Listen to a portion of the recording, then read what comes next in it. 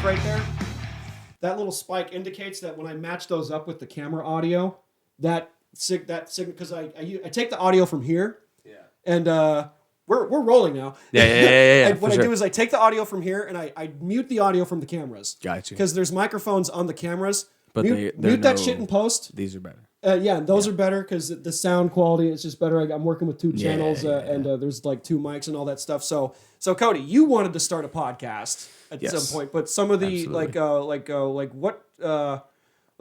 obviously time, because you're a busy guy. Time on top of technology. I struggle with technology. Like this whole setup right here is I know I need this for what I want to do. I don't want to do a video podcast. I just want to do audio. So I have a laptop. I have a microphone. I have a really good microphone and a really good laptop now. But it's just the how to. The how to. So here's what I've learned. I still don't fucking know what I'm doing. Yeah. I still don't fucking. It's a never-ending learning process. It's literally a trial by fire, and it all depends on, like you said, you want to do audio only, so you have half the equipment to work with. Yeah. I just have video just for the option, because some people want to watch a podcast. I don't personally. I'm an audio guy personally, but that also splits up my views and my downloads. Yeah. Because I'll release the audio version on Monday. As Ryan Sickler would say, audio on Monday, video on Tuesday. And some people just, they're either in their cars or they want to listen to something in the background. And some people just have different ways of listening to podcasts on all these different platforms. But since you want to go audio, I mean, I couldn't even tell you because you just gotta make the holes plug into the right spot and make sure that everything's leveled there. Like you can see right there, like there's mic number 1 and mic number 2. Like the gain is kind of equal, so that our volume is like pretty much on the same level, fair for the most part. And that's it. I use Audacity, the free version. Just look it up. It's a quick download. It's super easy. And there's some basic. There's like hertz ratios. This is shit that I don't even fucking know. I'm just regurgitating the information because this is just what my mom told me. Like, my mom was a sound person for 30 plus years in the film industry. So, like, I know what I know secondhand.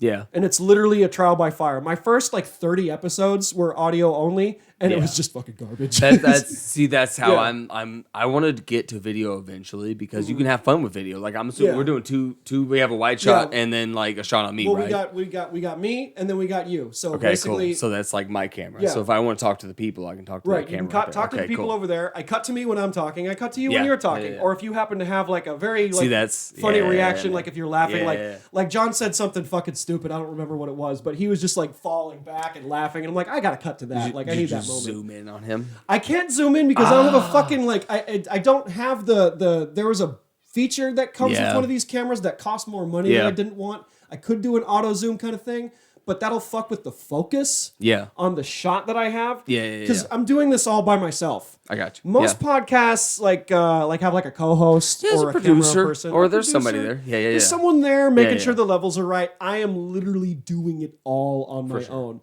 And that gives me 100% creativity control. You 100%. Wanted to start something. Didn't you had like a studio set up with Maverick at some point? Like you had some kind of something in the blueprint? Me and shout out Maverick McWilliams. We were going to start a podcast and then I don't know, man, time got a hold of me, but we were going to do just a bum fucking Oklahoma. So it's going to be BFO. And he's a country guy. I'm a little bit of a country guy. So it would have just made sense. Me and him bullshit all the time. It's like whenever I first got to the comedy club here, I actually, he was one of the first comedians to like say, hi, what's up? And we shotgunned a Miller Lite. Oh, God. Out of camera. And that was like the first time I ever met Maverick. And then I see him go on stage. Yeah, he's a nice guy. Basically that energy. Maverick, his energy on stage, if you were to describe it, it's shotgunning a beer. That's he's Maverick's all about that energy.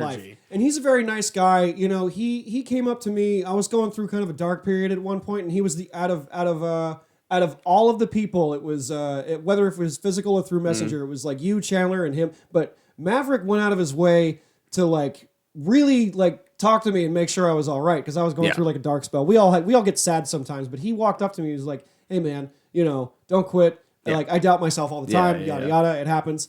And it's like, yeah, I'm sad, but it just felt kind of rudimentary at the time. Like it just felt kind of stale because this scene is like part of the reason why I got bummed out there is that the scene is small. And I just found myself in a stagnant position. Like, I'm hitting the same 4 or 5 mics a week because that's all there is here. For sure. With LA, there's more variety. And I was going through some stuff, but he's a nice guy. And, I hopefully I can talk to him and get him on. But, I'm also reluctant to have guests on because I'm taking people's time out of their day. And you're coming to me at the stroke of midnight. So, thank you. And I appreciate it. And I actually wanted you on a lot sooner, but it was just my own, confidence in myself as a person to have more guests on. And go ahead. So, I'm sorry. So you say, having guests on, do you prefer to do by yourself, or do you like, because I know you're like the ranty type, and but if, someone else is in here, it's definitely, it's more of an interview setup, obviously. I can hold my own and do those, short half-hour just bursts of frustration. Yeah.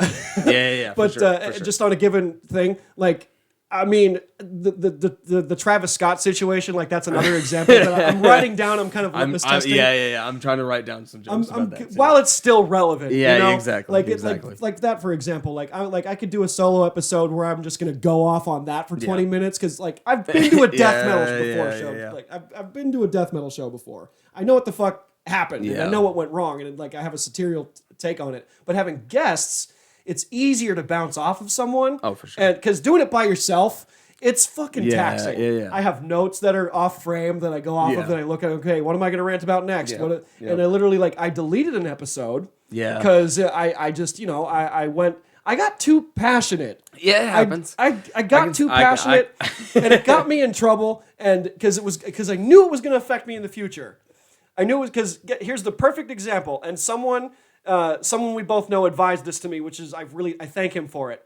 There was a temp host for the Jeopardy show that was filling in for Alex Trebek, and I guess he said some off-color shit about women 13 years ago on a podcast, and I guess somebody at HR decided to dig into his entire fucking shit. Yeah. Who has the time of day to go through that, And someone will go that far just to check someone. Well, it's unfortunate, but I took that as an example and go, hey, this is a learning experience, and I'm at the level where I'm at to where it's not going to ruin me, And shit happens. You're cancelable.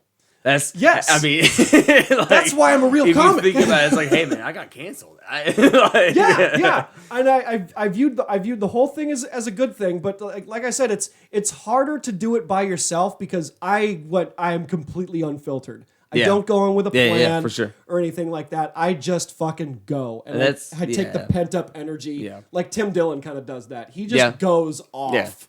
Yeah. But yet he can still bounce off. If you have a subject, you can go for X amount of time. Yeah. I went off for 45 minutes on the Stop Asian Hate thing. I went off. And it was just fucking I was so mad. And the legit rage. Yeah. Even though I was legit mad at just people beating the shit out of Asians in the street because I have a lot of Asian friends. Hey, don't beat anybody up, no matter what race you are. But also Asians. Yeah. They're so small. And look where we're at. And now we're at Squid Game. Yeah. Where this is just okay. All right. This is all fucking useless. But I want to pick your brain a little bit on your posters. Gotcha. What goes through your brain when you make those posters? I love it so much. Shout out Brandon Killo. Mm-hmm. He's hit me up for a few very serious posters. Mm-hmm. And then they have to be serious? That's the more serious ones. All right. The Halloween one I just did for him, that was probably my favorite, where I just, I don't know, man. It's just, with the Bricktown posters, I try to, just to be real, I try to be like, hey, this is Bricktown open mic, and I'm not ever going to say that it's this mic though. Right. It's going to be every tiptoe and dance around that. Yeah. In the most satirical or dry humor is so. Posters that are obliviously terrible. Yes. I love them. But that's what makes them good. Yeah, exactly. Exactly. They are so bad that they're good. And the thing is, because it's an open mic, that's what makes it perfect. Exactly. That's what makes it fucking perfect. Like somebody today was, I called it the Chuckle Dungeon. And somebody was like, that's actually a good name for a mic. And I was like, that is a good name. That actually is. Well, like, you had the Laugh House. Like, that's so many. like, you have, like, good names for what could be, like, a club, like, in the future or whatever. Yeah. But, like, you do it in such a way where those who know. Yeah. You know, because you don't want to step on any toes and stuff like that. But it's no, like, shade or whatever. Yeah. It's just fun. Yeah, it's just fun, and that's what comedy is. That's why I try to like. I have a problem with just people in general, and it's like my girlfriend or anybody I'm close to, where it's like, hey, if I make a joke in a moment that's not funny, or if I laugh and it's a very serious moment, my bad. But that's also just how I deal with it and how I get through my day. It's just making jokes about every little situation that pops up, anything that like snaps in my head. It's like, oh shit, hold on one second. Let me just write that down. Yeah. All right, and continue. So there was one poster that I don't think you used because, well, it had like a picture of the aftermath of the Oklahoma City bombing. Oh no, I used it. You did use it? Sure I thought you didn't use. I thought you ended up not using it because it was so like fucking. No, I didn't. You know, I don't give a shit, man. If it's not directly connected, it's funny. Yeah. And it's funny. Yeah. And there's no like, it's literally like getting away with a crime almost. Yeah. So it's like there's this fun little part to it where it's like how aggressively like obscene can I be with this without crossing the line? And like I've done it for like 30 plus weeks now. You did it for and John's like poster? I keep coming with the glory. Just John with flames Yo, under him and the fucking Twin Towers. I have one picture of him with such a silly edit that I used from like I'm not paying a membership for this picture editing thing, but like I just made it and I was like, it looks like the guy who on Mario Kart who would come through Toad, like, and he would be like on a cloud and like come by and it's like John with a white jacket on a cloud. And I use it for anything related to him. Oh yeah. If I ever make a poster in the future that has him on the head, like on the showcase, it'll be that picture for sure. You also included some inside jokes. I mean, you had the crackhead at JJ's. Like anytime you add that man in those posters, I personally will die laughing. Fun. I have that face. That one particular face of him, just like he was chilled back like this. I have that pose, and then I have that face cut out and saved for any particular situation. You dug through like other comics, like Facebook pictures. Like you used one of my headshots from like 2013. I had a decent head of hair at the time. You had a good head of hair, man. You had like the shaved sides. Yeah, well, I knew it was going. I knew it was going. So, like, this is my only chance in life to have a mohawk. Yeah. So, like, that was that time in my life where I'm like, I cannot believe you used that. I'm like, that was so long ago. Like, you just dug through my shit and found that. Like, Gary was like 300 pounds in the photo I found him in. I need to, like, matter of fact, now that we're talking about this, I need to find some old photos of me. Where like it's way back in the day. Well, you were a big guy at once, right? Yeah. I was a real big guy. How'd you do that? Don't know. Don't know? My family thought I was on drugs. Shit. Like I just in about a year's time I lost 100 pounds and everybody lost their shit. I'm from a small town, so everybody in the town was like, "Oh, Cody's on drugs." 100 pounds in obviously. 1 year. Yeah. Don't know what happened. I just, you know what? Did you just eat better and work out a little? Yeah, man. I quit eating. There you go. I starved myself.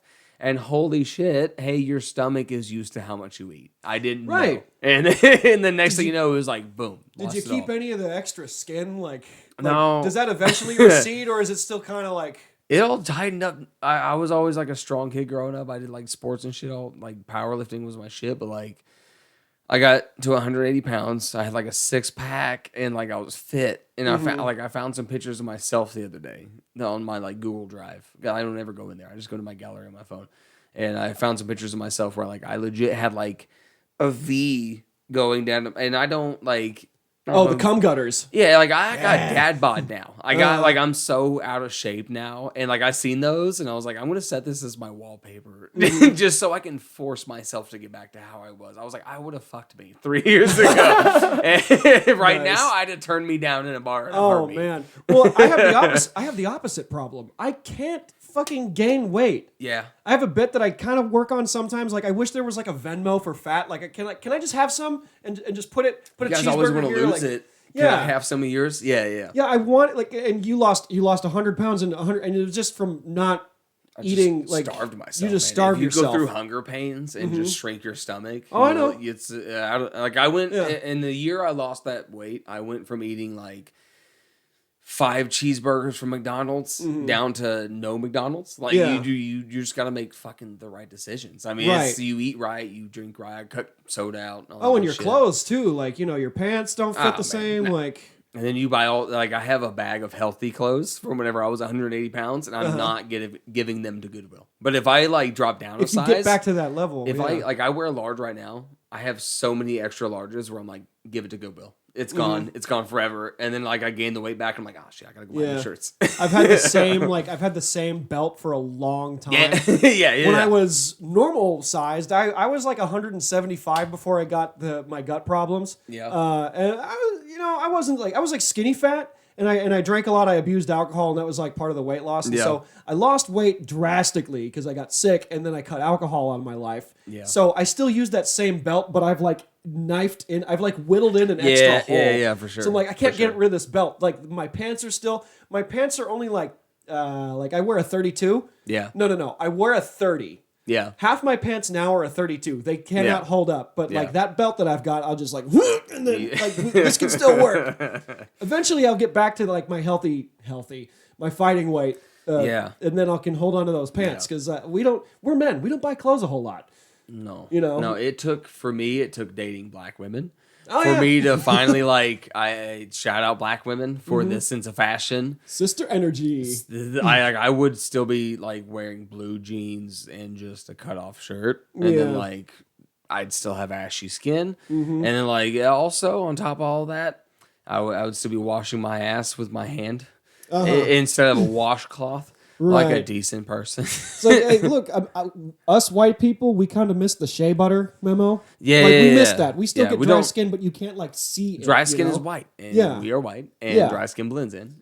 White people, you date a black woman, you learn some things. Yeah, for sure. Did you? I dated a black woman, and I also I've fucked around in college and stuff, and a girl I was screwing around with showed me the Good Hair documentary.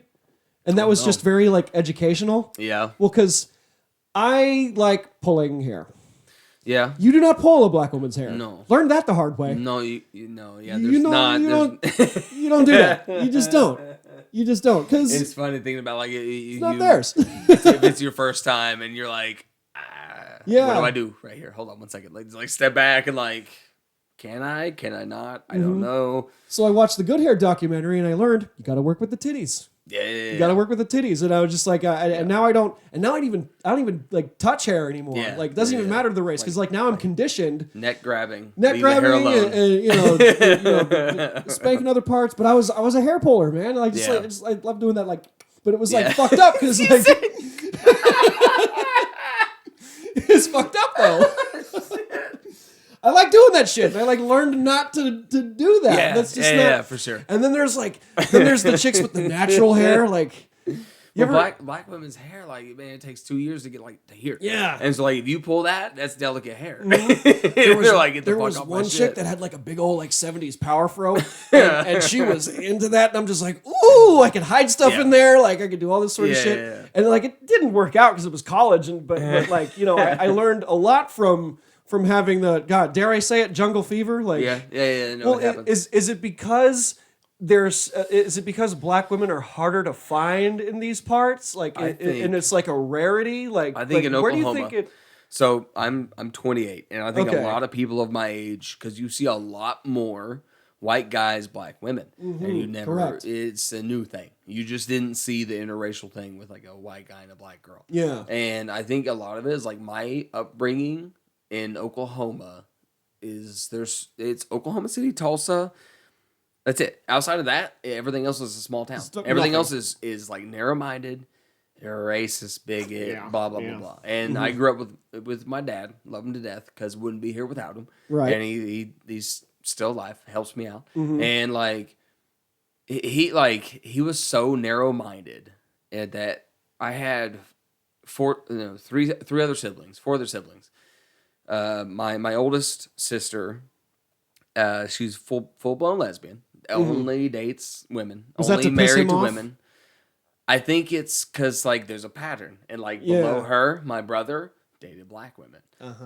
Got out of it, but also hasn't ever like been with just a straight white girl. And then my sister below him, only been with black men since day one. Married to a black man right now.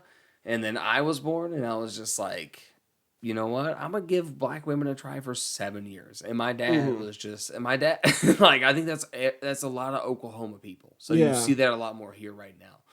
But just like we grew up so, I don't know, man. That flavor just wasn't there. So like, did it start like out of spite, like kind of like the teen angst thing, like, oh, I'm gonna piss off my dad or whatever, or is it like, because sometimes like a lot of people fetishize black women, and I mean I grew up around all kinds of people, and I never like really like put that F word to it. The fetish is just like, if I like someone, I like someone, and you hang out with different people, you get a different perspective on life. And I've dated all kinds of folks, but just like. Black women keep me in check because I'm an asshole. Yeah. Oh, black women will fucking stay on top They of will your check ass. you. They will check you to keep me from fucking up. Yeah, for sure. I prefer, like, I mean, I'm open-minded or whatever, but like, I prefer dating black chicks because like, you cheat on black women, you die. Oh yeah, for sure. You die. No, they'll show up to the bitch's house. You can cheat on a white woman. You can cheat on a white woman. They'll slash your tires or whatever. They'll tell their friends that you're a whore or whatever. She'll take you back though. That's that's the thing. And me, I haven't been in a relationship in 8 or 9 years. I had like a fling here and there. Like I still fuck around, but like I haven't been in a committed relationship because I am a cheater. I am not a faithful guy. But the thing is, I'm not a faithful guy. But every black woman I've ever been with, I never cheated on them. No, you. I don't know why. Like that is. I think it's. I don't know if it's the universe or whatever. But just like I will die because she will find out. Yeah. Doesn't matter how sneaky you are. Also, like with your situation, you gotta be in an open relationship. But here's the thing too: you can be in an open relationship and be open on one end and not on the other. That's another thing too. Where like, I don't know. I'm in a weird situation where I am in like an openish type relationship, and where like I fucking whoever is up there don't believe in God, but somebody blessed me with a woman who is like. I'm like, hey, I don't want you to sleep with a guy.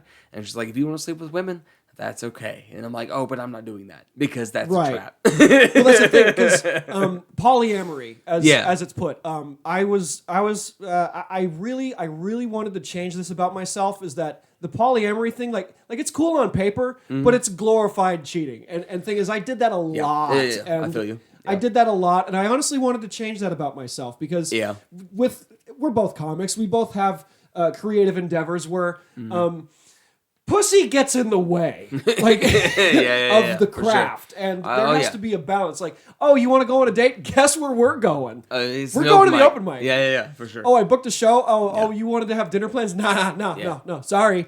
Yeah. Oh, you want to have dinner somewhere? It's going to be at a comedy club where you're going to have like shitty food. Like, look, comedy clubs aren't known for their food, but like, you want to go to like Benihana? Nope, sorry. Unless that Benihana's got a mic. We're not going to talk. Because I'm going over my jokes. Yeah, I'm in show mode. I can't and I'm going to be over here on my phone doing this, and you're going to be over here wanting to talk, and I can't have that. It complicates things. Absolutely. Unless I'm with someone, and here's another side of the debate. Do you date another comic? Yeah. And that's like, that's the thing too with comics. I think you either do. I think you either find a comic that fits your your whatever you want out of another person, and then like. Because you both know the schedule. You both know the sacrifices. You know, like, hey, I have another show. They went ahead and did this, and I'm going to be here and like whatever. Like people who don't like I when I first got into the scene, within about 3 months, I left the girl I was with, and because I wasn't a comic before that, and I was with her for like 5 months, and I was like, hey, just so you know, you're not ready for this. Yeah, I already know. I was like, I appreciate you, thank you, but you're not ready for the amount of time. So you broke it off. You didn't like brace her for like, okay, this is what I'm doing with my life right now. Oh yeah, no, I straight up told like she. Do you want to be a part of this? She, like, and I feel bad too because like she came out, she supported, and like that to support somebody in like the beginning. Like she was at my first couple of mics and super appreciative for the support, but I just knew right away I was like, I'm about to sacrifice so much time for this. Yeah. And you're not going to be around. Or not even that you're not going to be around. It's going to be hard for you to like find the time and me to find the time to be around with each other. Yes. And like I want to write. And whenever I first started out, I was writing, doing open mics, listening to comedy. And that was like the 3 things I give a fuck about. And I left my job that I was at where I was making really good money. Mm-hmm. But the hours were like, but they were like 5 a.m. to 5 p.m. And I was like, no. You don't have enough gas. You don't have enough gas in the tank to then. Exactly. I was like, I have a mic tonight, and they're like, but we need you to stay late. And I was like, oh, this isn't gonna work. Yeah, it's like, oh, I'm gonna miss that mic now. I went through the same thing. I would work like a 9 to 5, like kind of like restaurant gig. And the thing is, by the time I clock out, and this is pre Panini. Yeah. So like let's say I want to go to the Comedy Store. Yeah. They had a Monday night mic. Mm-hmm. It starts at 6:30, but because it's the Comedy Store, bro, that line goes all the way down. I've talked about this before. The line goes all the way down. You are not going to get on stage. You got to get there by like 3 o'clock. Yeah. Well, that's also like Texas right now. Like right down in Texas right now. Like it's just Texas evolved so fast that if you're like just starting off, don't go down there. It's almost a waste of your time. Like if you're gonna be sitting at a mic until 4 o'clock in the morning trying to go up in front of it's crazy right now. But it's also a good thing. I mean, Texas is blowing up. It's good, which is gonna help us. It's good, and it's saturated in a way that like, okay, the places that are overly saturated are not as heavy with the traffic. Like I went to LA for a week, dude. That some of the I saw some old faces, and there was a lot of people. Like I talked to a guy that owns a venue over there, and I'm like, dude, what happened? Like, because I signed up for an 8 o'clock mic that goes for an hour. But if less than 3 people sign up for that mic, the mic gets canceled. Yeah, right. Luckily, I showed up an hour early. Yeah. And that mic was about to get canceled, but I was the 4th person to show up. And then, boom, that mic didn't get canceled. Yeah. We did the mic, we did the shit. I talked to him like, dude, what happened? And there's just more fear. There's just more fear now, and a lot of people left, and a lot of those people are in Texas. And it's because of like guys like Joe Rogan and Tony Hinchcliffe. They moved their shows because the fucking world ended. I would, honestly, I did the same thing because I'm here. Yeah, I did the same fucking thing. But now we have a different problem. We have a scene now where people are going in for the wrong reasons. Yeah. There's people that just do it because they want to get famous. Oh, yeah, I got bad news for you. You're likely not going to make it. But the thing is, you can still make it and be like a fucking normal person. Yeah. You can be a working comic and make good money doing it, and you don't have to necessarily have the fucking special or whatever. Oklahoma's in the middle. You're in a really good spot, actually. I have the utmost respect for your strategy specifically because, and I was thinking about this strategy too. Oklahoma is literally in the middle. You are literally in the fucking middle and hugging 6 states. Yeah. You are within an 8-hour drive between so many different cities, so many different major cities. Yes, that are bigger than here. And I was talking to John about this, is that he was getting booked on the road here and there, but he wasn't getting booked here. Yeah. And I'm like, okay, well, soon motherfuckers are going to recognize. Yeah. So you're going to get to a point eventually, like we're both still babies in this whole thing, but what's going to happen is that, Cody, you're going to book something on the road and it's going to be great. And you're going to make that happen. And you will lose money doing it for the love of the game at first, but you will eventually reach a level to where someone's going to go, hey, I'll give you $450 for a weekend, but I won't be able to cover gas, but I'll be able to cover the hotel and pay you. Yeah. And there's little things here and there, and you can still make Oklahoma your hub, your home. Absolutely. You could still live here. It's relatively cheap to live here. You could go visit Denver. You could go visit St. Louis. Yes, it's nuts. It's still cheap as gas too. Our comedy scene is so small here. Yes, and like you were saying, like we don't have the center United States. The center of the United States doesn't have a comedy. Like we had East Coast comedy, we had West Coast comedy, we had Midwest comedy. Yeah, and we never had all these like Indiana, Oklahoma, Texas, Kansas, it's fucking Midwest, Arkansas. But it's like a mix of, like you guys want to be the South, but you're not. You want to be the South so bad, and it's small and mighty, and the thing is, it's already grown even past the pandemic because. Last year was weird and nutty, but now there's mics. There's at least one mic Monday through Friday. Brandon's got Poor Liquid Lounge. And Brandon's got 2 spots now, 3 spots now. It seems to be nonstop growing, which is great. Because at one point, man, like I started like during the pandemic, and also so I take that into consideration. But like when I started, it was like 3 mics a week at one point. That was like it, and like it's so. When you're trying to get out there and just trying to you hit mics and hit mics and mics, and they're like, hey, we got 3 a week. You're like, oh shit, I'm like, what? No, and like we go crazy here. But now we're like, you said, we're starting to see more and more. We have Monday through Friday mics. Yeah, there's options. That's now dope. Too. That's fucking dope. And we're starting to see more showcases too. People are starting to more JJ's showcases here. Thing. JJ's guys saying going to Zuma. Shout out Zuma. I went there the other week. It's a very small bar crowd. I had a terrible set, but that's comedy for you. Well, terrible how? Like no laughs, or were you just being hypercritical? Probably hypercritical. Yeah, because I have that same problem. It's a small bar crowd, and it's just a lot of younger.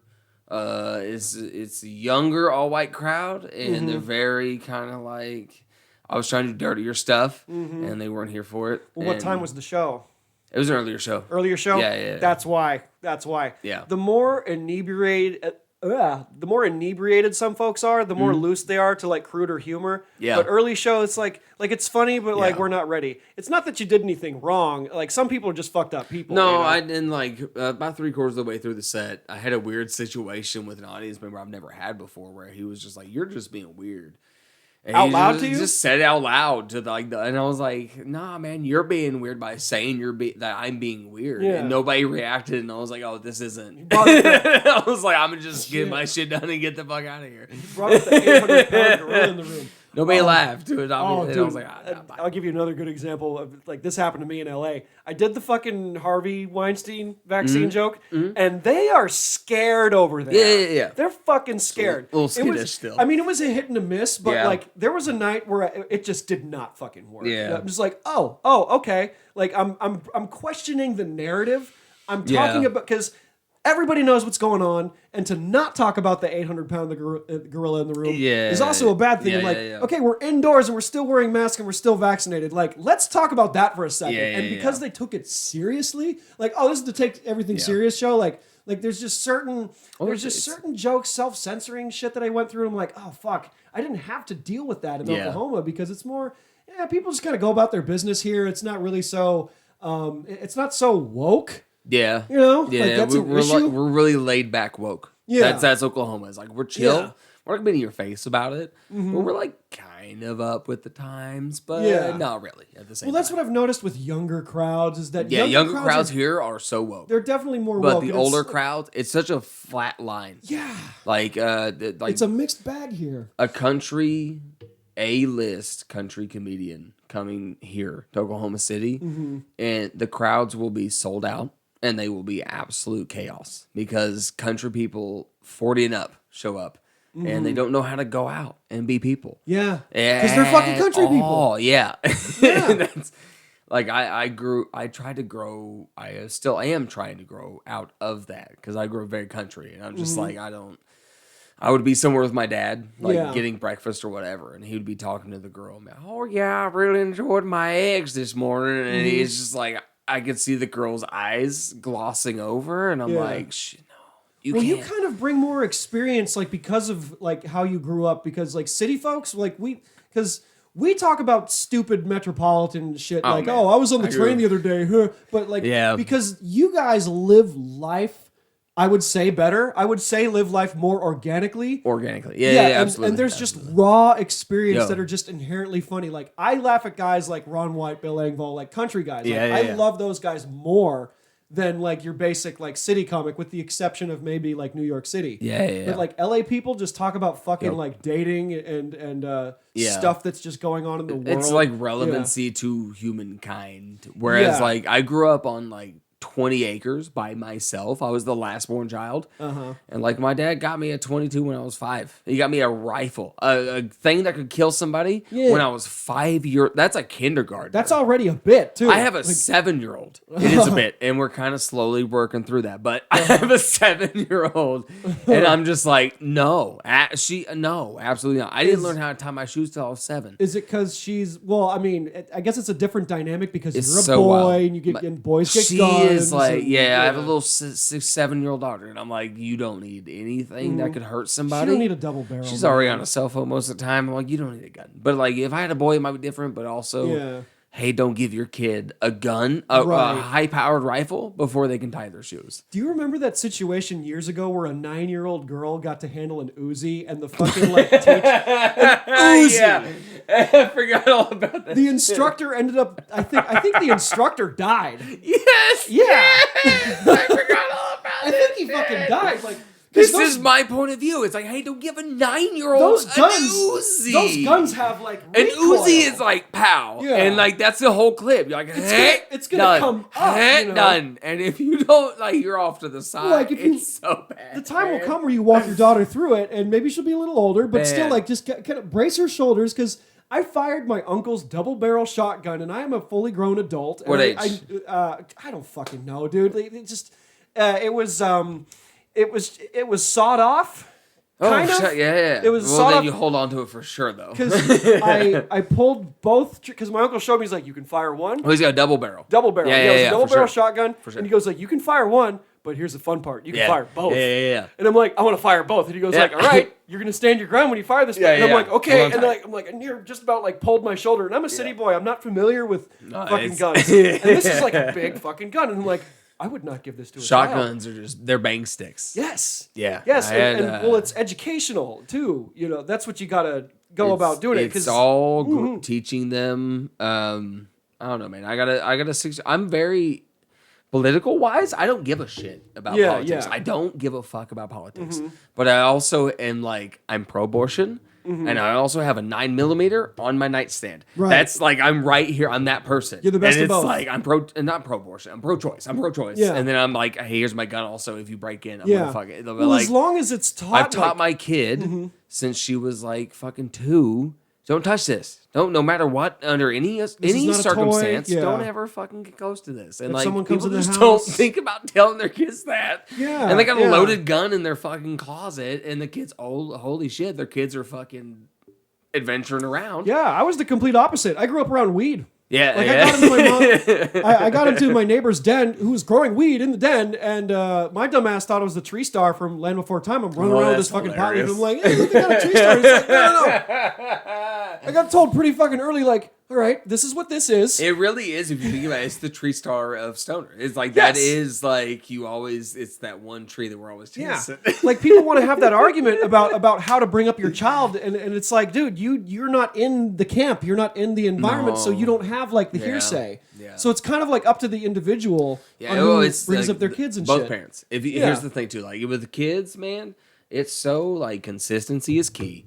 And then, like, you got to have, like, I don't know, man. Me and my ex-wife, we are both separated, but we also have such a healthy relationship with my kid. That's good. With our kid. Good. Because we understand that's so fucking important, man. Because, like, consistency is key with kids. You gotta, like, my kid's a fucking hoot. She fucking roasts me. She makes jokes about me. It's great, man. I fucking love it. That I've seen her, she's Sassy Brown, man. She's fucking. Didn't she straight up tell you one time, like, that's not funny, and that hurts? Like, oh, dude, it hurts. It hurts your heart when you're like, I'm a comedian, though. And she's like, no, but that wasn't funny. And you're like, little girls are brutal. They're honest. They don't lie to you. Like, they're once straight they hit up, 9, they're on their own. Once she hits 9, it's like, oh, you're into oh shit, what was that? Lisa Frank. Like, it's like the Lisa Frank binders, all the neon pinks and blues and greens and start coming in, and it's like, nah, I'm good. Straight up, dude. That's why I got Liz. That's why I got my girlfriend. Because it's like, I need you to be here when she goes past the daddy age. When she goes past that, I need you. I need somebody here to take care of her, because it's fucking tough. So you listen to a lot of different comedians, and every time you're listening to the fucking something. You're listening to Chris D'Elia, or you're listening to Chad Daniels or somebody and yet at the same time, because you're a comic and you try to come up with your own jokes, and this still happens to me where I don't mean to do it, but you sound like him. I start to bring on the cadence. It's really tough for me with D'Elia, especially for some reason, because I liked 10-minute podcasts so much with him, Sasso, and Callan. Yeah, and he did Congratulations. I'm on episode 60 something of Congratulations. I'm listening back through. Oh, you're going backwards. Okay. Yeah, and my girl is already like, hey, stop it. You sound like Chris D'Elia. Yeah, shut up. You'll just and I'm like, I'm sorry. Oops. You're right. Yeah. It's like, it's stupid. And she's like, hey, don't do that. And I'm like, you're right. You're right, though. So how do you key yourself off from doing that? Like do you try to because you have your material, you have your act, and you listen back on like any tape or recordings, and do you catch yourself going like, that's too much like someone well, familiar. especially with Dalia and them, like they did like the S is stupid. They would like abbreviate everything. Yeah, and I thought about it's an LA thing, and you're also dating a Latina, so I could see how that would bleed in too. Yeah, and like it's a past.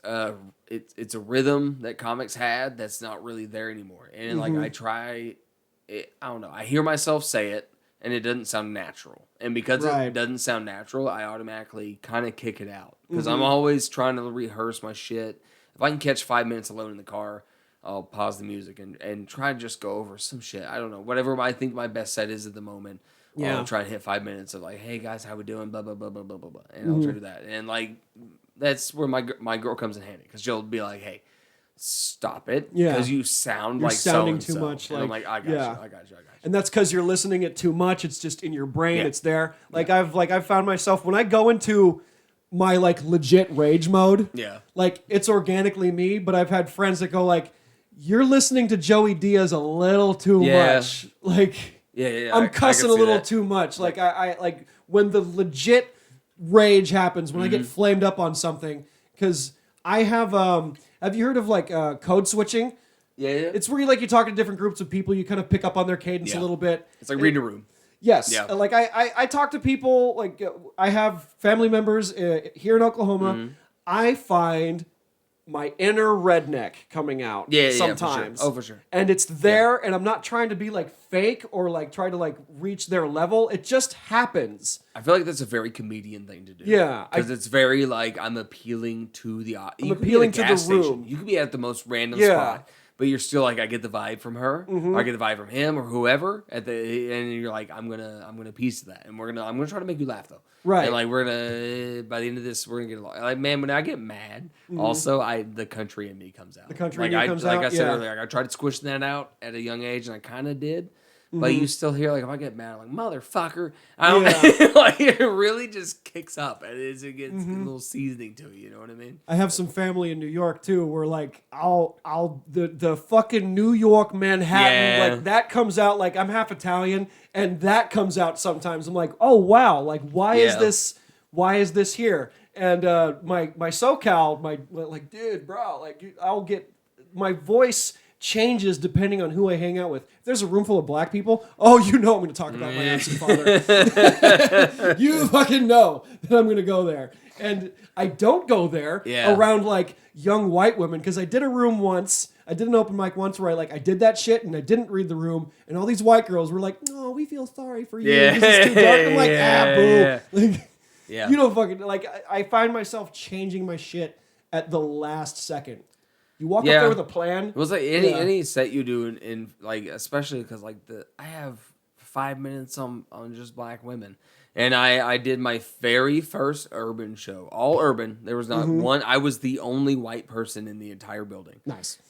And I did 5 minutes of jokes about black women, and I got not one response, not one little zero tiny like haha whatever, and I was like, oh no.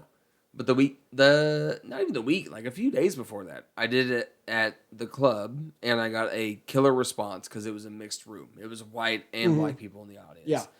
And it's crazy how much of a difference that makes. Since I did that room, like I could put that set to bed. I have not touched that set.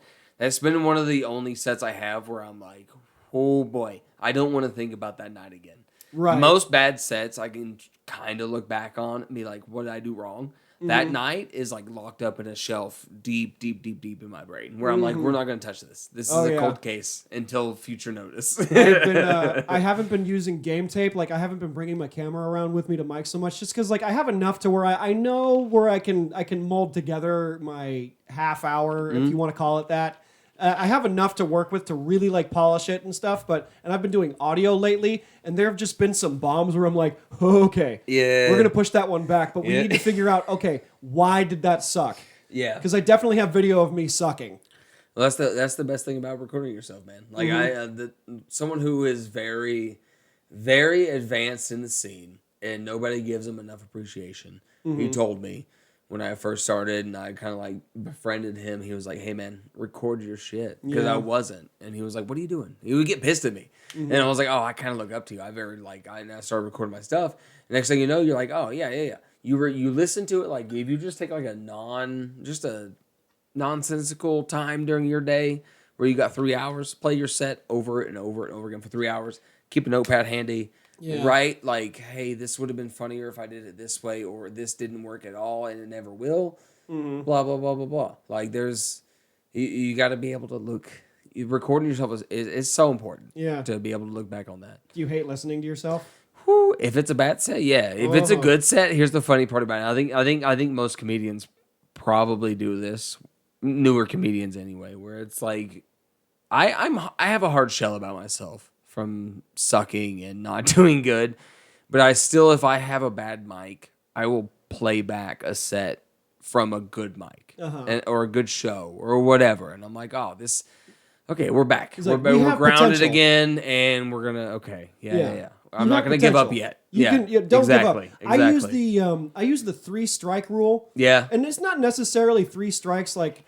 I was being really analytical in LA because I'm dealing with like a very different crowd now. Yeah. We're like, okay, that joke didn't work. You tried to bring like your upper stuff too. Well, I was doing my upper stuff. You haven't been there in a while. I was making fun of y'all while I was over there. Yeah, for sure. They responded really well to that. 100%. Yeah, I did a Joe Biden joke over there. Learn from that. Don't do that. Don't do that. And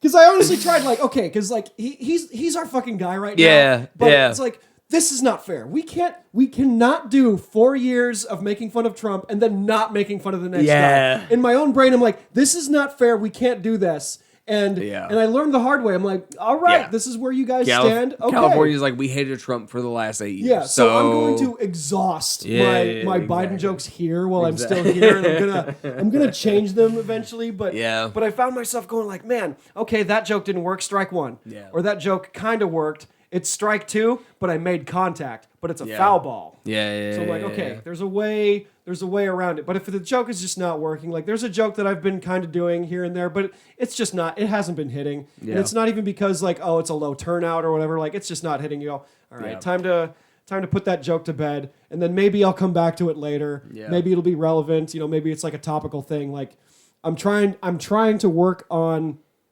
like just sort of my absurd observances on how this apocalypse is going. Yeah. And it's starting to miss because now we're kind of out of it. Yeah. Are we? Like, well, it's real weird here, man. Yeah. You don't give a fuck here. Like there's no mandates here, but other places. Oklahoma. Yeah. We've always been surrounded by people who aren't.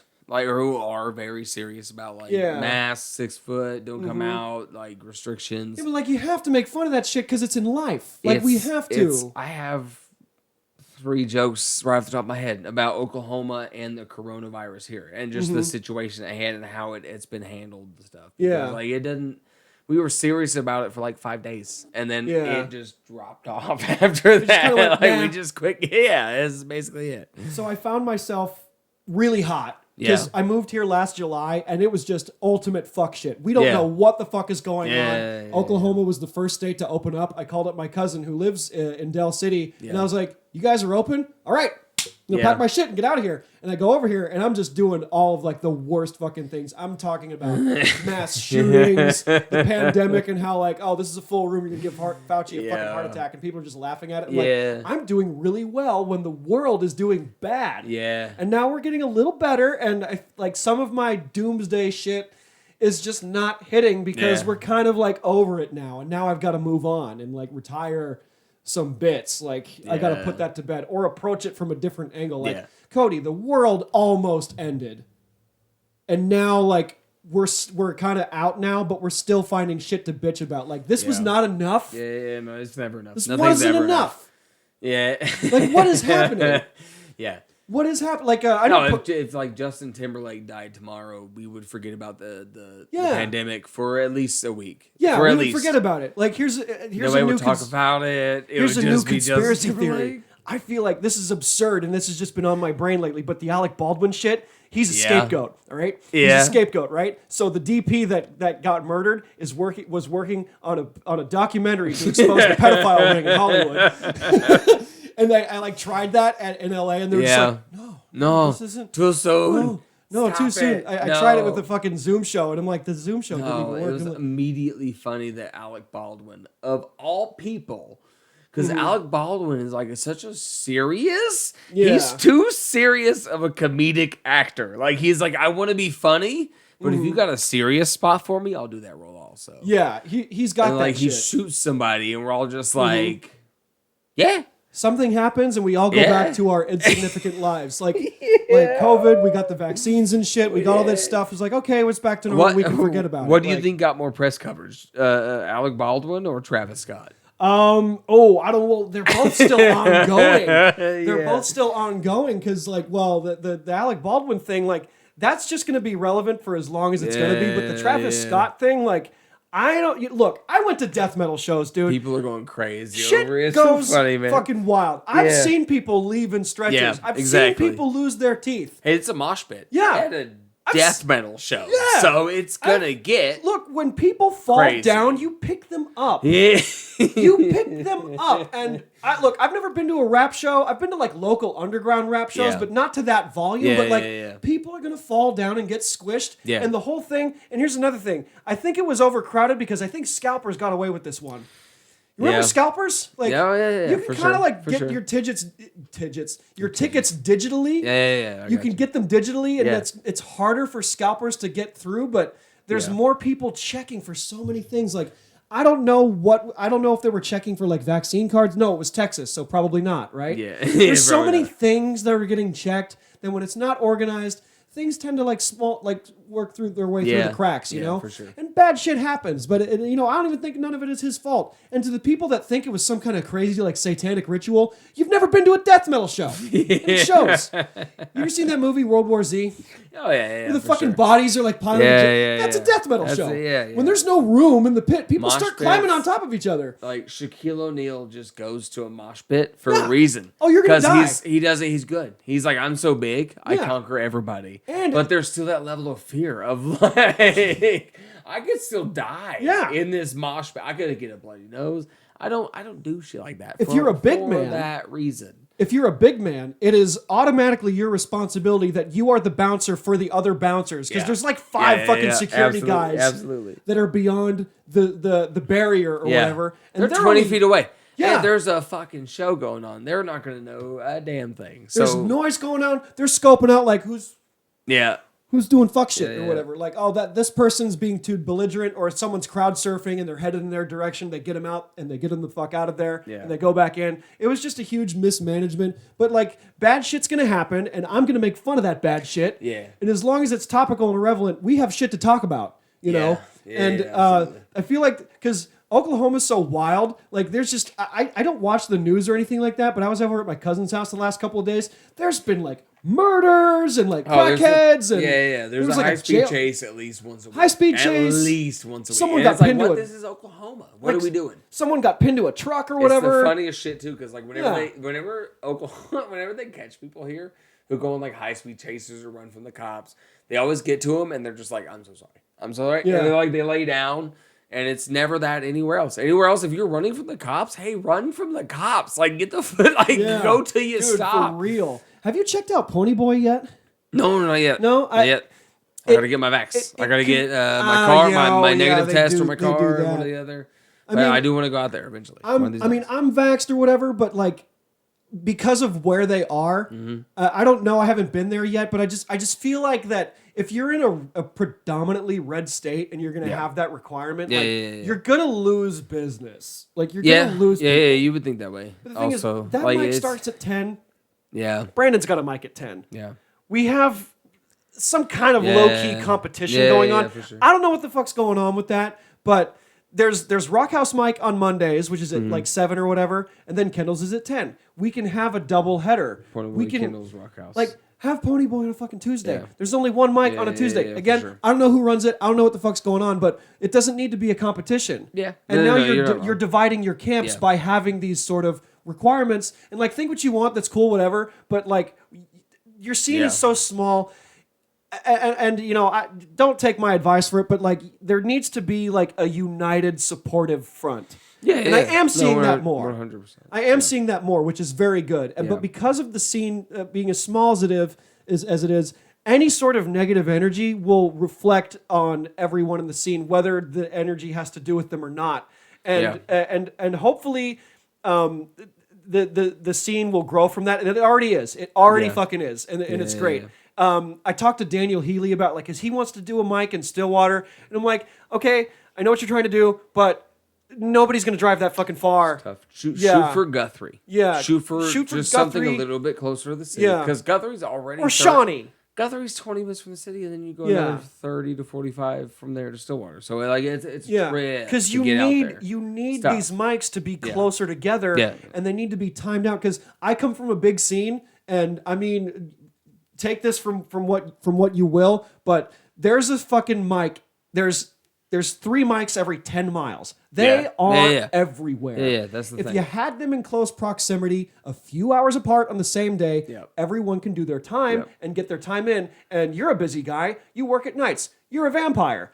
And you only really get 3 days out of the week. Yeah, if I'm lucky. If you're lucky, I like you know.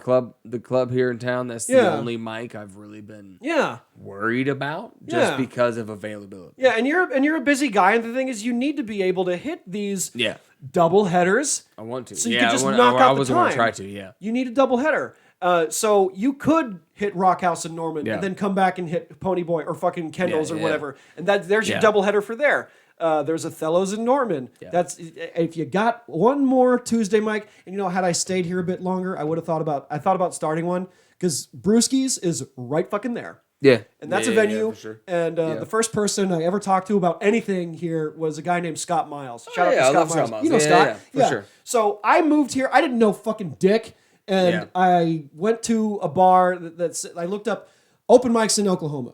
Yeah, and that wasn't. Did you go to Hideaway Lounge? I did go to Hideaway Lounge. That was the first. That was the first place I hit. It's so fun there because Scott is again. Shout out Scott Miles. Like this dude. Like whenever he does so much. Like whenever I started. I went to the Hideaway Lounge on a Monday night, and he did a couple songs with another, a couple other people, and like he was like, "All right, guys, we're gonna do comedy now." And he just let me go on stage, and like it was him and maybe 6 other people just sitting there. And like Scott is just like, I've done this for so long. Please make me laugh, entertain me, do something other Scott than music. Laugh. I sent Scott on the floor. I sent him on the fucking floor a few times. He's a great guy, but that's a music open mic, different animal. Yeah, and he was the first guy I talked to because I didn't type in comedy open mics. That's what I just went open mic somewhere. Well, assuming from California, you type an open mic and it's like boom, it's all there. Yeah, and with music, like I had more time. To go with, but then like we're not here for comedy. We're here for music. Yeah, absolutely. And there's like mixed mics now. Like Brandon's doing a mixed mic, and that's good because that's honestly like it's drawing more people. You get more people in there. We can't get anybody to a fucking show. Yeah, exactly. If you get like comedy and music on just like a weeknight is so hard to combine together. Yeah. Without doing like, hey, we're doing comedy first and then music at the end. Yeah. And Killo's found out a way to kind of like intermingle everything together. He's found out to bleed them both. Yeah, it works. And he's like, you never know. Like, I haven't been there in a minute, man. And like, I love like Kendall, whenever he first started doing open mics, or I'm sorry, not Kendall, Killo, whenever he first started doing mics at Kendall's, it was a little rough. It was hard. There was hardly anybody showing up. Before you know it, everybody was like, "Hey, we got a Thursday mic. Let's start showing up." It's lit over there. And now he's like Killo's slowly filling up the room every single Thursday. Most Mondays, I would imagine. Like he's killing it. Well, Mondays, I told him from the jump, Mondays are always going to be a slow night, no matter what, no matter how you slice Mondays it. Are Mondays rough, are always no matter going to where be. you go. Yeah, Mondays are always going to be slow. Because it's Monday. But the thing is, he did it because people like us were asking for a Monday spot. Absolutely. And now that he's got one, and, some people don't want to go because it's Monday. Shut up. Yeah. Shut up. You asked for this. You wanted it. Absolutely. You're playing. Okay, I played to Leo and a couple of people at the bar. Mm-hmm. That's it. Yeah. That's it. You know what that was? That is the 1 a.m. Comedy Store spot. Mm-hmm. I'm going to tell you about the 1 a.m. Comedy Store spot. Yeah. Because even though it is going to feel like fucking garbage, and you are nearly guaranteed to bomb because there's like a handful of people there. You gotta go over your stuff though, and those people go over your stuff. You have to say your shit. So the 1 a.m. Comedy Store spot is okay, dude. It's 1 o'clock in the morning. Everybody's going home. Yeah.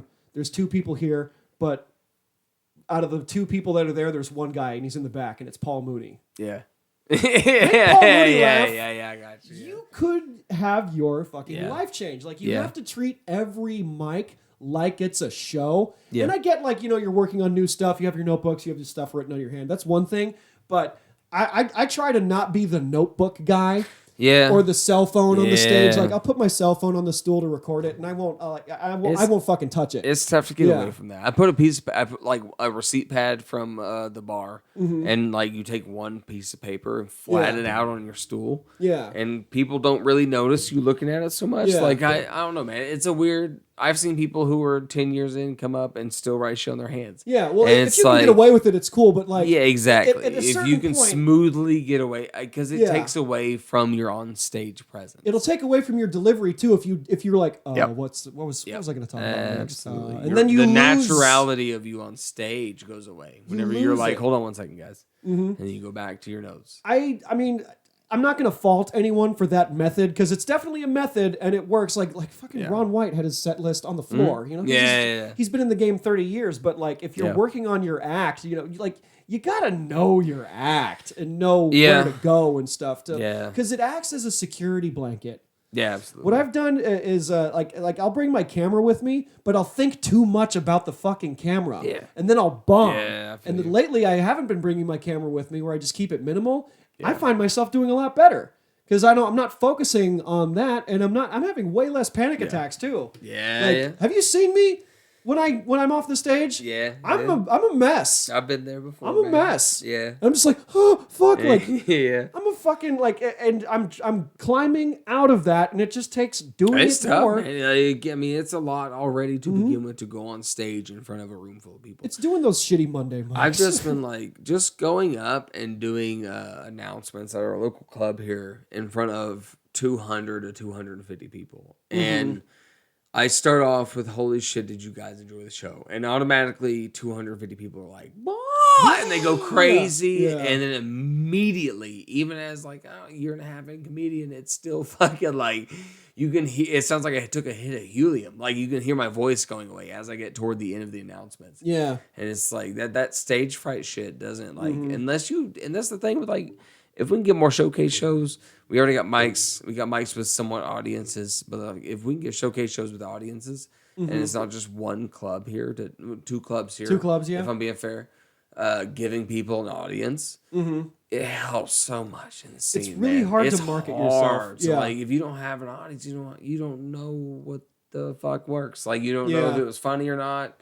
Promoting your shows on social media, like, dude. Oh, yeah. Cool. It lets other people know that you're working, but it's not the physical poster. You're not a touring comedian. Yeah, Calm down. You are not... Like, you want to generate traffic. Granted, I mean, minus the downtown area, there's places that are too far in between. You got to hit the streets. You got to hit the streets. And I know that like, that's another time constraint. You need a street team. You need to like let people know that you meet in life that you're a comedian. Because we have our chuckle fuckers. We have our little chuckle fuckers here and there. Yeah. Put that shit out there, but you got to do it physically too. You promote. Oh, I promoted my show on my Instagram story. Oh, my work here is done. Nope. No, it's not. Yeah. With me, I don't know a fucking soul out here. So like, I understand why I wasn't getting booked because I can't bring seats. I don't bring business, and I understand that. Yeah. I completely get that. But there's people that have been here a longer time than I have, and I've told them like, you need a street team. Yeah. And even if it means like going to a business and go like, hey, I'm a comedian, I'm doing a show here, can I leave flyers at your business? And either they'll say no or they'll say yes, move on. Stick it to telephone poles, get stickers. You know, you got to lose money to do this, but you got to do something. Especially like the vets in the scene here. And talking to you. Like, talking to the vets. Like, You gotta advertise more. Yeah, they're good on their own. They're really talented. good once you get them on stage, but like the advertising and just like the modernality of it, like you gotta be a little more tech savvy. You gotta advertise yourself. Yeah. If you advertise yourself, there's so much more than what you can do. Like I don't know where to even start with like just getting my name out there, talking, saying hi, messaging people, emailing people, whatever it is. Like it's tough, but your like cover letter, and you're gonna get rejected a lot. Yeah, absolutely. And you don't have a performance background, no? Nah. Yeah, see, this is in the acting world. This is in the theater world. This Oklahoma. this is everywhere, man. Yeah. It's not. Yeah. People are gonna fucking say no to you, not because you suck or whatever. They're going through like 50 other fucking people. Yeah, you know. Oh, you got a tight 5 that's completely crushing the room. Yeah. They're really gonna look at 2. Yeah, they're gonna look at 2. So you got to make them laugh within like even 1 minute. Yeah, they don't have fucking time. Sending your clips into to assist somebody is like performing in front of an urban crowd. Yeah, if you can't kill it within the first 30 seconds, they're shutting you off. You don't got it. And it's not because you suck. You got to go through like the barrel of people. Yeah. And the scene's small and it's growing, but just my advice would be just promote physically. We live in the digital age, yes, but you must promote physically because these fucking country bumpkin people don't fucking go on Instagram and look at your story. No. You know? No. And I feel like a lot of people, like they just kind of sit around and then they wait and then it happens and they're like, here's this one time and they're done. And after that, they're like, oh, you missed my show. Too bad. Give a recap, man. Shout out whoever. Thanks for having me on. This was a killer show tonight. And then that's going to make more people want to come the next time they have a show.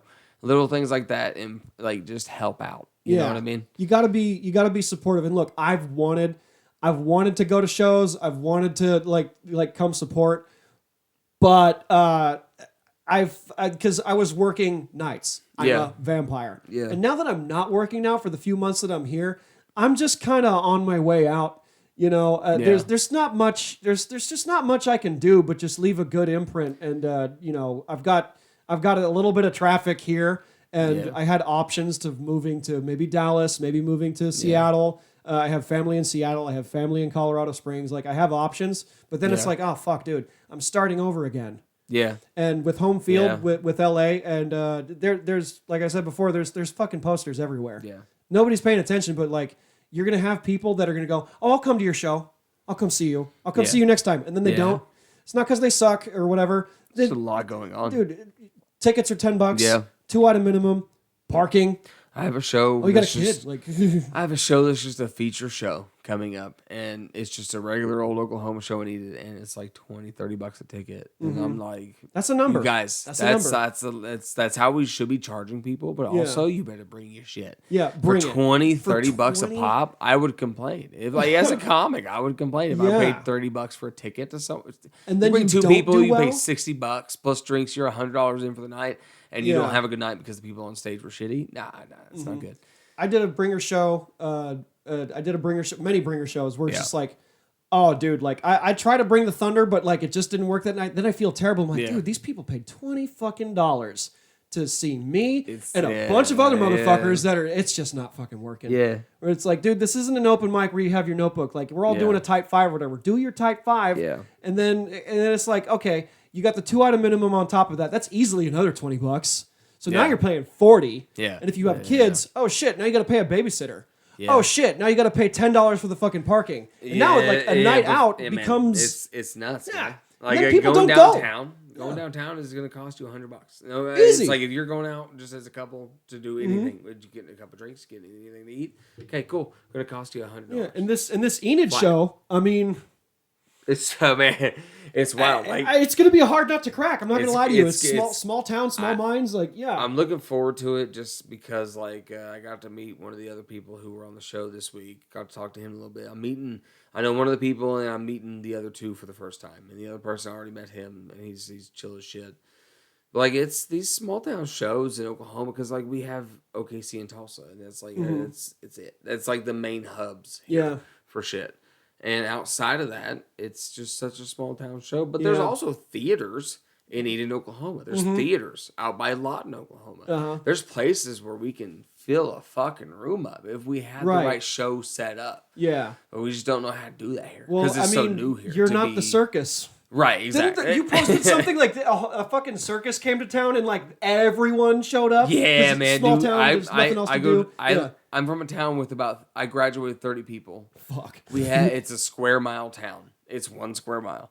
And a circus came to town, and I swear to God, the entire town was at the circus. And I'm just like, how much money did they just make off our entire town for one night? They came for one night. You gotta be the circus. Yeah. You gotta be the circus. Yeah. And, you know, not everyone does comedy. Some people would rather just go to the rodeo. Like, country folk, from what I've experienced and from what I know, like, there's other shit to do despite almost nothing to do. Yeah. Some people would rather sit on their porch and smoke pot and like shoot things in the distance. I mean, that's kind of fun, you know? Yeah. It's a hard nut to crack, but the point is you gotta just keep going. Yeah. And if you're in this for the long game, man, you're gonna hit those peaks and valleys, and it'll pay off eventually. Somebody will show up. I was like 4 weeks into it. Maybe even that. I was not funny yet. Mm-hmm. I had a good 2. And like Steve Trevino came into town, and I'm working at the club, and he's like, "Hey, I didn't ask for it. I just brought up the fact that I'm trying comedy," and he goes, "I'll give you 5." And I was like, "Oh, I'm not gonna say no." So okay, cool. And I did the 5, and it was so awkward. I look back on it. When it first happened, I was like, that was great. I killed. I fucking destroyed. Mm-hmm. And I look back on that now, and I was like, I had no idea what I was doing. Yeah. It was so awkward and so bad, and just like... Getting thrown to the wolves, because you went up first, right? Absolutely. That was the first time I ever performed in front of anything over 30, and it was like 200. And it was just a big jump. The sounds are different. Everything's different with that big of a crowd. Yeah. It's fucking crazy. It's so crazy. And like the lights are on you, and like everyone's looking at you. The first couple rows can see you, but everyone in the back, you're like, oh, I don't fucking know. You still know how many people are there, and you're like, fuck, I'm. Until you hear the roar or lack of. Yeah, if you can get them all to laugh and that hits you, it's like you feel it from the back all the way, just like, and it just hits you like a wave coming from the back. Oh yeah. And it takes you off guard. Then you do some more shit and doesn't get a laugh, and you're like, oh no, I'm drowning, and now I'm drowning. The way it hit me, I was swimming. I'm having a good time. Mm-hmm. And then you land. Joke doesn't land. Drowning under that wave. So Kilo has on part of the Monday mics, he has a section where you have the option to have a heckle mic. Yeah. And this is a group effort. This requires the support of everyone in the room. Where you just do 3 minutes, whatever you got, 3 minutes, and we're just going to shit on you. Yeah. And you need to be able to bounce off of that. Like one guy, oh man, I forget his name. He was off for a while and now he's back. I forget his name. Many people. A guy that's done it for a couple of years.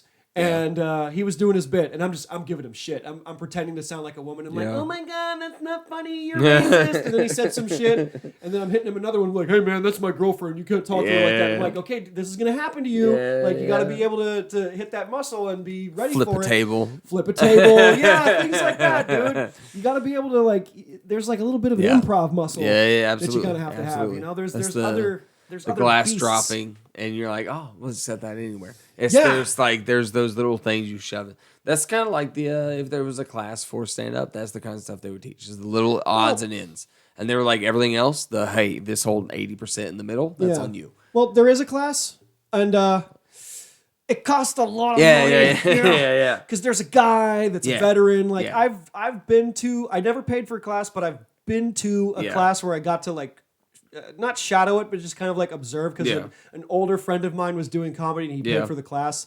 And I'm thinking like the only way to really learn is to just go up. Yeah. Just go up. Yeah. I mean, a class, it's a good idea if you literally fucking know nothing and you want to learn and, you have the money to pay for it, but like, just go up. I think classes are better after you start because then you already have an understanding of what you need to learn. Yeah. And so you know what you're going to take out of that class. Yeah. And things can lead. There are opportunities that come with leading the class. Like, you know, maybe the teacher might know a booker and might. And there's good things that can come from it. But, you know. You can't rely on those. You can't rely on it. And just how much money are you willing to spend? Yeah. Because you want to bleed for the game and you want to lose money. But you don't want to fucking make yourself homeless on the street. I would fucking shit my pants if I paid $80 for a 2-day class and I learned nothing. I would be so upset. Oh, yeah. And be like, oh, I've already been in this for a year, but I already knew those things.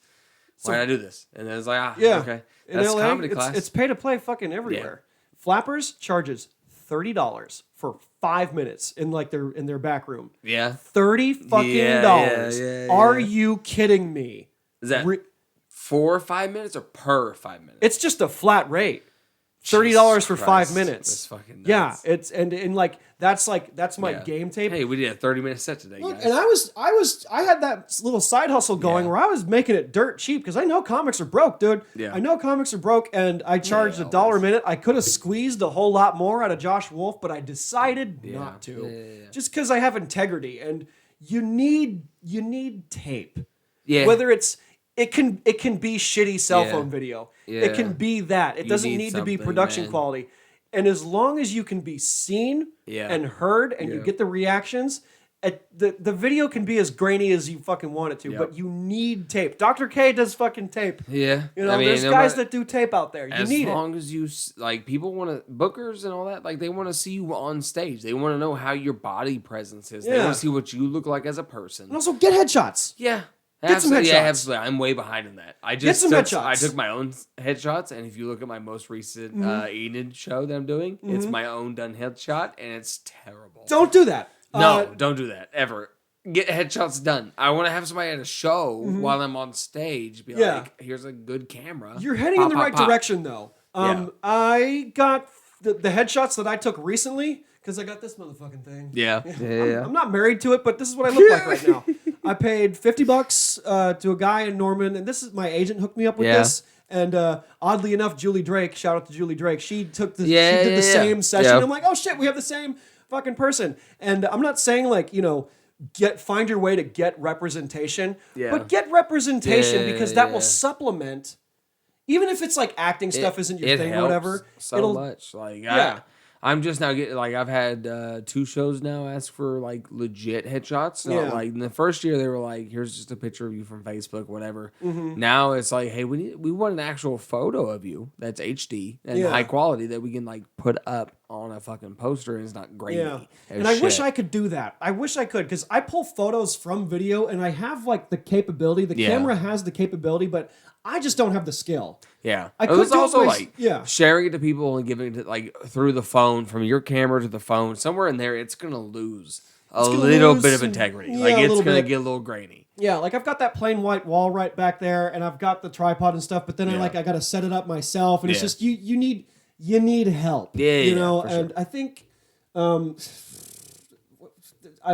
name of the woman skips my mind, but there was like one chick that like had a photography kind of thing going. I don't know where she's at or what she's doing, but you know, find someone that's like a fan of comedy. Like, I mean, you might have to even find yourself wearing multiple hats. That you might need. That's the funness. I mean, I was the videographer. Low-key, you know, like you need more people that like, oh, I just want to get on stage. I'm like, yeah, okay, but there's like other elements that you need to get on stage. Yeah. Go on stage for about 5+ months, and then there's a whole other level. Yeah, and then guess what? There's more levels. Yeah. There's 55,000 more levels after that of just continuous climbing. Oh, the press kit, the demo tape, all of that stuff. It's not just hee ha ha. Let's go up there and laugh. Like it's a business, you know. Like it's learning how to put captions on a video, or like you got a set that worked, but it was only audio. So now you got to put a photo of yourself and try to do like putting subtitles in is a job. I've almost gotten to the point like I've uploaded a few jokes of mine with subtitles, and I'm just like, I'm gonna pay somebody to do this because this is awful. Because you have to sit there. It's like, say you have a 4-minute bit and you're trying to put subtitles. It's going to take you 30 minutes at least to fucking like correct the subtitles and like try to get them right. And this, he said this, and the audience did this. I hooked up Killa with a segment of his that was captioned, and like I've seen him enough where like I know what's going on. But you get a vibe. It was, I mean, it's also difficult to hear because the camera was in the back of the fucking room. Yeah, I'm hearing echoes, and so I didn't quite get everything, and you want to put in the parenthetical of audience laughs. Right. That takes, like you said, it takes a good minute. Yeah, if you look on my Instagram right now, I have a bit that I did subtitles for it. It says like, I was saying listen, and I'm just like listen, but I put Lisa because it sounds like I'm like Lisa, and I was like Lisa, what the fuck? And it's like it's just like this hidden little haha in the subtitles because it's like. I don't know, man. Comedy is just You gotta wear multiple hats. You gotta edit your own shit. I edit my own shit. And did I tell you how long it took me to edit John's episode? I mean, you said you guys talked for hours. We so talked I can for only 6. Imagine. Yeah. We talked for 6. We recorded for 2. Yeah. And in those 2 hours, it took me 9 hours to put it all together and render it and upload the file to YouTube, because that takes time too. Upload the file audio to that. That just, it takes fucking time. Yeah, for and sure. you got to be able to put more than just your stage time into this if you really want to take it seriously. Yeah. If it's a hobby and if it's fun, cool, but like, you got to be in it to win it, dude. And I think you're in it to win it. You got some roadblocks, but I think you'll be able to overcome them if you just keep going up. I'm trying to, man. I don't like it. I hate money. I hate. It's just like I don't know. I hate society. I hate money. I hate, like, if I can make a living making people laugh, get the fuck out of here. Like, just anytime someone's like, we can't give you any money, but we can give you a couple free drinks. I'm like, fucking, that's better than nothing. Yeah. So cool. I got paid in drinks and I don't fucking drink. Yeah, I get to tell jokes and make people feel good about themselves, and I get paid for it. Cool. Fuck yeah. Let's do this. Fucking. That's all you got to do. And I got to tell you again, don't get stuck here. You know, you want to stretch. You want to stretch. For sure. That's the problem with the child. Like the kid thing is like. Yeah. I want to travel and be like just a traveling comic, but at the same time, I'm like, man, I got a fucking. Well, thing is, she's 7, so by the time you're 5 years in, she'll be a teenager, and by then you will most likely be good enough for the road, and you'll just have fucking bits on raising a kid. That's my plan. Yeah. By the time she's old enough, I can kind of. She knows it too, man. Like I brought her up to my job before. Like she knows what I do. She slams me all the fucking time. Like my kids. She's a smart ass. Like she gets it. I asked her too. Like kids, it's so crazy with kids, and like the time it takes to try and pursue this crazy dream of comedy, where it's like nobody just wants to do this. And here lately in like the last 10 years, it's blown the fuck up. But like nobody just wants to do comedy, right? And like that's. Like, man, my kid, like, she's 6, and I asked her, I ask her all the time, I'm like, hey, is this a bother to you? Is this upset you that I take all this time? And she's less like, time with her and things like that. And my kid's like, hey, does it make you happy? And I'm like, oh, who the fuck are you? You're 6. Chill out. Oh, is this the Notebook? Calm down. Oh my god, that's great. I mean, my mom, both of my parents were in the entertainment business on the crew side of it, but you had Cali parents. Birthdays, both of them. Birthdays were missed. There was time that wasn't spent with me. I lived at my babysitter's for a little while. Sacrifices were made, and it happens. And I have friends that are in the business that want to have kids, but then it's like, dude. You're gonna it's a full-time job. Kids are everything. Kids will not sleep. Anything that ever crosses your mind once you have a kid, that kid is the filter for everything. That and I'm lucky. I don't have kids. I have a girlfriend. When I packed my shit and left, I'm like, okay. Absolutely. If I didn't have my kid, I would be a welder 6 months out of the 12 out of a year, and I would be making about $200,000 in a year. And I would be done. And that would be my every life. Every year, I would just do 6 months on, 6 months off, 6 months on. But I have a kid, and I don't want to I don't want to do that to them.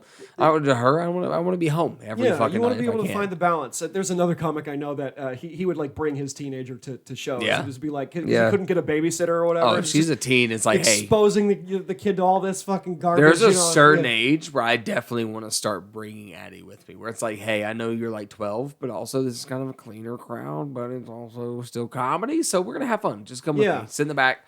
They're gonna let you, and then you'll see what Daddy does and all this good stuff. Do you believe in like this isn't like a religious thing, but do you believe in fate? No, I don't. No? I don't believe in fate. I don't believe in karma. I don't believe in fucking no karma. None of that or stuff? religion or any of that shit. I think we're just plants. We're plants that also expire, like plants do. You love this. But I love it. Yeah, that's the fucking that's in my head. Like the whole I dedicate so much time to this, and I try so hard. I'm like, man, if I died tomorrow, who would I be? And that's what got me into it, man. Is I had a friend who was 26 and he died, and I was like, oh shit, it can happen whenever. Yeah. And I had always loved stand up comedy, but him dying just kicked me in. It kicked me in the ass, and I was like, I'm in. D'Elia, I was listening to his shit a lot, and he talked about whenever he first started, he's like, you just gotta make your legs move. And if you make your legs get you on stage and you can start telling jokes, then you never know, you're up there. I would much rather just make myself be up there. I would much rather just be awkward through 5 minutes than go up there and be like, here's a minute and a half, bye. Yeah. See ya. And like, it's comedy, you know? Like it's a lot of dedication. It's a lot of time off. It's a lot of time in. Mm-hmm. It's a lot of sacrifice. I wish if I could take it back and I could restart, I would 100% not have a kid, not have a girlfriend. Get into comedy. You don't want to make yourself crazy though, because like it can drive people mad. Like, there's guys I know that would do like, oh, I'm going to do 10 mics in a week. I'm like, dude, hold on. Yeah. Take time to go through your notes. Well, you're in school right now. You know, don't fucking, don't make yourself fucking crazy. Because, well, we're in a tumultuous time, and you got to do what makes you happy. Because I don't know how many years we got left. We don't fucking just know. What you can. Also, like here, it's like, hey man, we got 3 mics on a Thursday. At one point, it was like Don Quixote's, Kindles, and JJ's, and people were trying to hit the trifecta. Mm-hmm. And I was like, nah, not worth it. 3. Sorry, 3 might be asking too much. I love Don Quixote's. I learned a little bit of how to like just handle doing. Stand up to nobody at Don Quixote's, but if you tell me, hey, I'm trying to do the 3 tonight on Thursdays, I'm like, fuck off. It's not worth it. Yeah, it can drive a person mad. 3 might be asking too much, and I've done 3 in a night in before. Oklahoma City on a Thursday to do 3 mics in front of almost nobody, probably every mic, it gets to you. The only way I would understand that being an okay parameter is that if you have a show coming up and you just got to get warmed up for a show. That's the only reason. You're trying to do your shit. You're trying to get that routine worked out and get knocked out. Mm-hmm. Like, if you're just doing open mics, man, hey, go home. Relax. Go over your own shit in front of the mirror, and you'll probably get better off of, instead of going in front of nobody, getting shit housed at the 3rd mic for the night, and then going home, passing out, and not going over your shit. Mm-hmm. I did 8 shows in 7 days. I was in LA. I'm like, that's why? Cool. I missed it. I got the best of me where I'm like, I have to hit this mic. I have to hit this old spot. I have to see this guy. I got to let him know that I'm in town for a week, and then I'm going to come back and all that stuff. And I made myself fucking crazy, Cody. I spent $500 on Lyft rides. Yeah, God almighty. That's and like I had the money to do it, but it's just like I can't. This is not something where I can keep doing. You don't want to get used to that. Yeah. Luckily, they're free here. Yeah.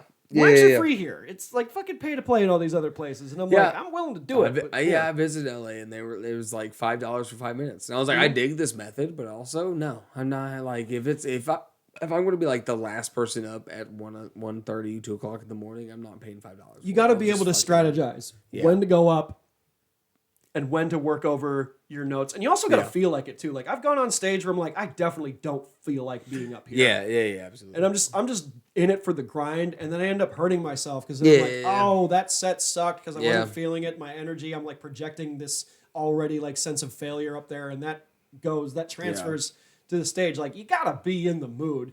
Yeah, for sure. This it helps. Hustle culture. It helps so much. Yeah, if I'm not in the mood, I don't give a fuck, and my jokes do not give a fuck. Mm-hmm. And I'll notice if I'm not in the mood or if the crowd's not on my side, I'll just try and bury the crowd. And that's never anything you want to do. Don't ever try and go against the crowd. Because it almost never works. You want them to like you. You want them to like you no you must matter have what. Them like you. No, you guys didn't like the rape joke? I got another one. I've learned from that. I'm like, okay, we're not gonna. But then it's like you got to switch gears, and that makes me freeze. And sometimes you're just like, fuck it. You guys can do hate it me just anyway. right, but 9 times out of 10, if they don't like something, just back out. Just back out. Cody, I love having you on here, man. And well, I gotta coordinate with because I want Liz on here too. Yeah, because for sure. I mean, as little as I've known her, we actually have a lot in common. Like she did theater and shit. Yeah, and I'm just like, holy fuck. It's a small world because y'all you went to the same school. We're the same age, not the same school. Within 50 miles, 100 miles of each other, like, you're right there. Rival high schools. Yeah. Like I told my friends that I was working for her, and I was like, "You're working with the enemy. How could you?" And I'm like, "What?" Yeah. She's like she did the theater shit. I did the theater shit. We're friends. We can't be friends. Like, no, she went to the fucking high desert Silver Lake High School. Like, fuck you. Like, it was just this bullshit. But I gotta have her coordinate because I know you guys are busy and all that stuff. But I gotta have her on, and I gotta have dude. I got a whole list here. I gotta have John on. No, not John. I had him on. Kayvon, JJ, Kayvon, Austin, JJ, Jesus. Austin. I gotta get you guys on before I get the fuck out of here, dude, because I gotta get put into show mode. Austin from the club? No. Austin Slaughter. Yeah, Austin for Slaughter. sure. Yeah. Oh, dude. I gotta have him on man, here. Austin. Yeah. Bring your guitar. Get on when here, you bro. come on here. Well, have for fun. real. Like, Well, I love Austin Slaughter. Like, here's the thing. And he hasn't done comedy in so long. And if he's listening, for the love of God, come the fuck back out. Because, like, nobody does that here. Not a single comic I can think of other than him brings an instrument on stage or a prop or has fun with it. And that's like, we draw this weird line in our head as comedians where it's like magicians, comedians, and Carrot Top. And that's like, those are the three Just you can have be. fun. And it's like, just have fun. That's exactly it. I'm bringing this with me next time I go up. I'm bringing it with me. I've been lagging on it. I keep forgetting it, but I'm like, I need to walk up here and like, do some ginger Irish shit. Oh, that's funny as shit, man. Yeah. Just to try it out, but I'll get there. But I'm doing this, and I wish I had done it sooner. But I want you guys on here because I want to win, and I want you guys to win. Yeah, and eventually, some of y'all aren't going to stay here forever. Yeah. And I want to help as much as I can. I can't fucking help everybody. Well, that's the trick to comedy, man. Yeah. If you're under 10 years in, you need help from anybody else who's 0 to 10 years in. Yeah. You need that help, and people need to also help each other. That's 'cause another big thing where we get so. In our scene here in Oklahoma City, we are so fucking competitive. Yeah. And it's new and it's a baby.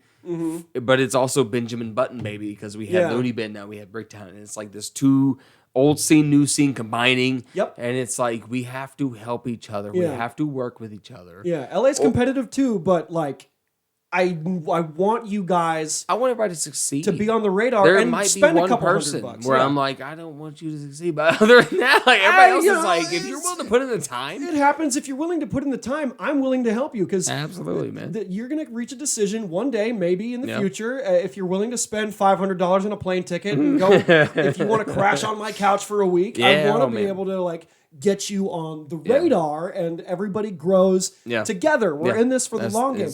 Like it is a competition, but it's not a competition. It's not show for show. Yeah. Netflix ain't coming. No. They're not coming. They were here for Drew Lynch, and that's the last time they'll be That's here. it. They're not scouting. For years. They're not looking for you. They're not looking for me. Exactly. They're not looking for Adrian or Brandon or Cameron or whoever else. Yeah, They're not looking for none of us. If you're in Oklahoma, they do not care. Do your thing. Yeah, Tell just your do jokes, you and get just better. try to support and not make this a fucking like, can we all just get along, bro? Like, I mean, look, man. I'm not the fucking hearsay. I'm not the guru. I'm not the fucking mediator. But, you know. It's just how it is. You see it enough and you know enough that it's just like you got to support some board. Yeah, I really want to support as many people as I can. There's moments. I mean, like I started with Chandler Rowan. I started with Chandler. I started with Kayvon. Or Kayvon was like it was like a couple of years after. Dude, or Kayvon's a couple months after fast. me. And Kayvon and that's what I'm sitting here telling you. I love Kayvon. I envy Kayvon. Even as someone who started after me. He's getting so much more shit than me that I can sit here and choose to manifest hate for this guy because he's getting more shows. Or I can be like, holy shit, this dude's fucking killing it. He's hustling in Tulsa, man. He's fucking killing it up there. He don't have fucking kids. Yeah, as far as I know. That's a whole other thing. But He's not just you. like The circumstance is different where you can't hate on someone. You just can't do it. No, you're not allowed. No matter not what, a place for that. Even if you know that person's situation, you're not allowed. If they're gonna stick around and keep be trying envious, but like if it gives you the drive, to push that forward, that's why we need and he's moving up quick, dude. He's got his Tulsa Fox show or whatever. Like that's great. He's punny in all the good ways, and he's got a real. His personality is just so fucking he's with it, magnetic. He's you very want to fucking energy. It, so does a lot of drugs, lots of positive energy though. That's what I appreciate. That's what I appreciate. A lot of shirtless Instagram stories with his cock out, but he's a very funny man. Yeah, he's very good, and I need all you motherfuckers on here before I dip the fuck out of here. But that being said, for sure. That's the Jaking Off Show number 94. This will be out when it'll be out, and thanks for coming, man. Absolutely, I appreciate you very much. Love you, man. Okay, thanks. Bye, everybody.